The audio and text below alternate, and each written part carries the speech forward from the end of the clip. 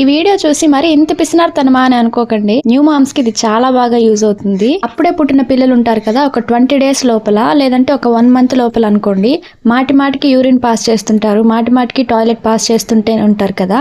So అలాంటప్పుడు ఈ tick చాలా యూజ్ అవుతుంది. పడకలుగా వేసుకున్న బట్టలన్నీ సారికి తడిచిపోతూ ఉంటాయి, వాళ్ళు ప్రశాంతంగా పడుకోలేరు. అలాగని డైపర్స్ వేద్దామా అంటే అస్సలు ఆ ఏజ్ లో డైపర్స్ వేయడానికి ఇష్టం ఉండదు. ప్రతి 5 minutes కి 10 minutes కి బాత్రూమ్ కూర్చుంటారు, టాయిలెట్ పాస్ చేస్తారు, కానీ ప్రతిసారి డైపర్స్ అన్ని యూజ్ చేయలేం కదా. సో ఈ టిప్ యూజ్ చేస్తే ఏంటంటే చాలా డైపర్స్ యూజ్ అవుతాయి, బేబీ కూడా చల్లగా లేకుండా చాలా సేఫ్గా పడుకుంటుంది అనమాట.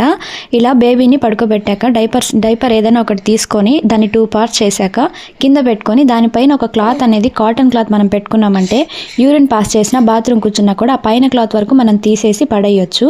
అండ్ అది ఇంకొక క్లాత్ వేసుకున్నప్పుడు మనకి ఈ డైపర్ అనేది కొద్దిగా యూజ్ అవుతుంది. దీనివల్ల మనకి మనీ సేవ్ అవుతుంది, ప్లస్ పిల్లలు కూడా చాలా సేఫ్గా పడుకుంటారు తడి లేకుండా.